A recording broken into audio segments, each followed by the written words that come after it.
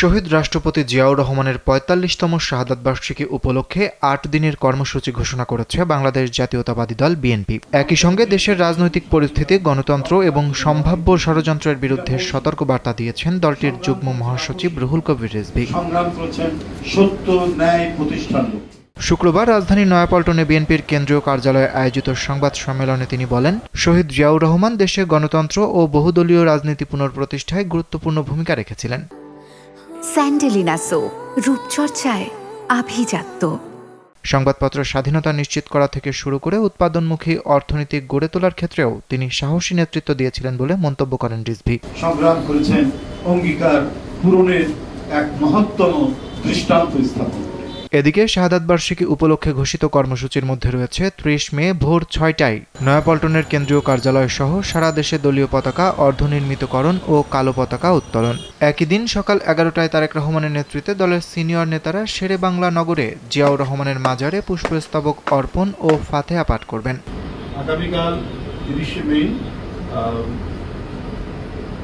গণপ্রজাতন্ত্রী বাংলাদেশ সরকারের প্রধানমন্ত্রী এবং বিএনপি চেয়ারম্যান জনাব তারেক রহমানের নেতৃত্বে সকাল ১১টার সময় শহীদ রাষ্ট্রপতি জিয়াউর রহমানের মাজারে পুষ্পস্তবক অর্পণ এবং ফাতেহা পাঠ করা।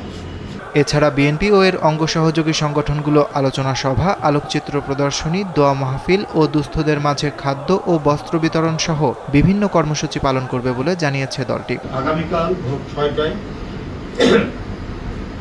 নয়াপল্টনস্থ কেন্দ্রীয় কার্যালয়ে দলীয় পতাকা অর্ধনমিতকরণ ও কালো পতাকা উত্তোলন করা হবে এবং সারা দেশে এই দলীয় পতাকা অর্ধনমিতকরণ এবং কালো পতাকা উত্তোলন করা হবে। এ সময় রিজভী বলেন, ১৯৮১ সালের ৩০ মে চট্টগ্রাম সার্কিট হাউজে দেশি বিদেশি ষড়যন্ত্রের মাধ্যমে জিয়াউর রহমানকে হত্যা করা হয়। তিনি আরও বলেন, স্বাধীনতা ও জাতীয়তাবাদী চেতনায় বিশ্বাসী এক রাষ্ট্রনায়ক দেশের স্বার্থে আপোষহীন ছিলেন।